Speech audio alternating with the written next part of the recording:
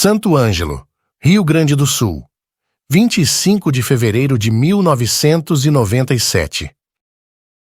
Era escuro ainda naquele fim de madrugada. Arno Dresch, encarregado de um frigorífico na zona rural, dirigia pela estrada de terra a caminho do trabalho. Chegando à propriedade do frigorífico, algo incomum chamou sua atenção. Entre as fileiras de milho havia uma clareira perfeita, um grande círculo onde as plantas estavam amassadas, como se algo pesado tivesse pousado ali. Intrigado, Arno decidiu investigar. Ele deixou o carro e caminhou até a clareira. Ao chegar mais perto, notou algo ainda mais estranho. Pegadas curtas e profundas estavam espalhadas pelo local. Era como se algo pesado e desconhecido tivesse atravessado a plantação. Sem entender o que poderia ter causado aquilo, Arno procurou ajuda. Ele foi até a casa do funcionário que morava na propriedade e perguntou se havia alguma possibilidade de que vacas tivessem escapado e causado o estrago. O homem, no entanto, garantiu que todos os animais estavam presos e a cerca estava intacta. Eles continuaram investigando a área e, para sua surpresa, encontraram outra clareira, igualmente perfeita, a cerca de 100 metros dali. O fenômeno parecia impossível de ser explicado. Como algo poderia amassar as plantas com tamanha precisão sem deixar sinais óbvios de entrada ou saída?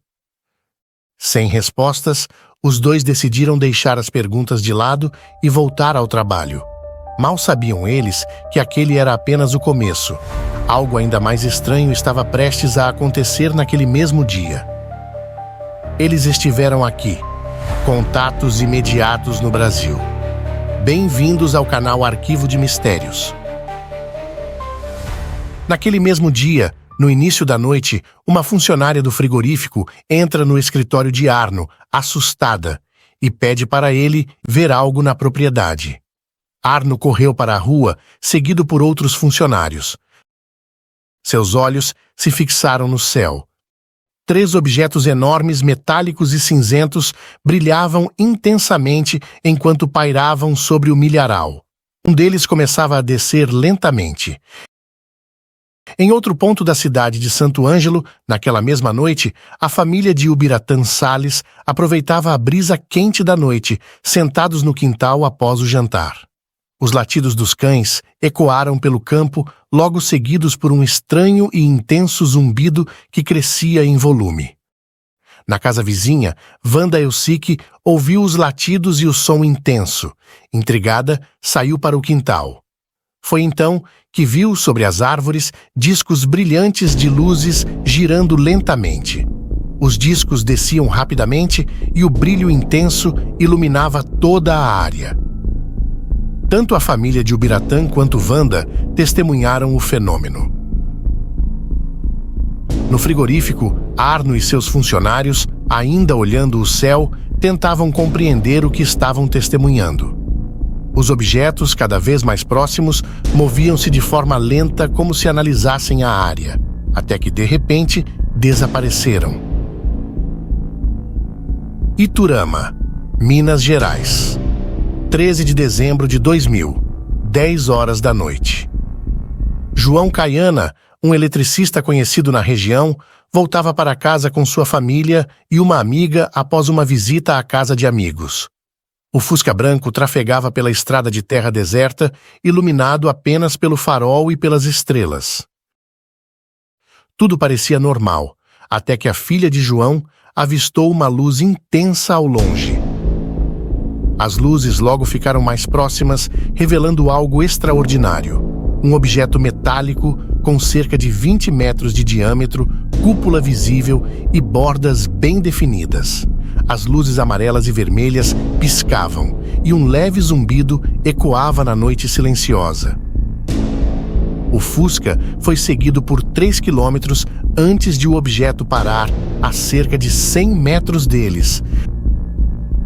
Dentro do Fusca, o calor tornou-se insuportável. Foi então que todos o viram. Uma figura magra, de pele cinza clara, cabeça angular e olhos enormes aproximando-se do carro. João tentou abrir a janela, mas percebeu que seus braços não respondiam. Ele sentiu uma fisgada na cabeça, enquanto sua esposa e amiga mal conseguiam falar. O Fusca pareceu flutuar. João relatou que sentiu o carro subir cerca de 100 metros, mas não foi levado para dentro da nave. Apenas seus ocupantes. A família perdeu a consciência, e João acredita ter se comunicado telepaticamente com os tripulantes. 40 minutos depois, o Fusca reapareceu na estrada.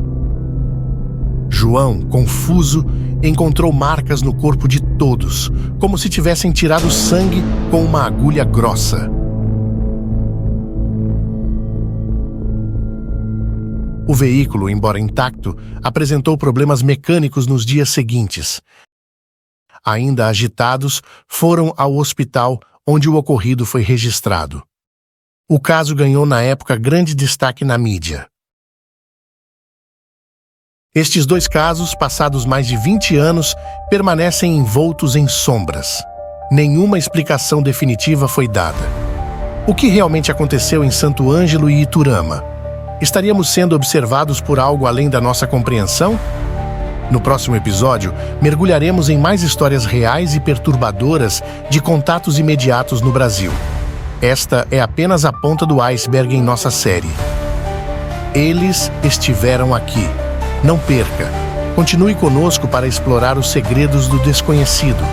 Inscreva-se no canal e ative as notificações para não perder nenhum episódio.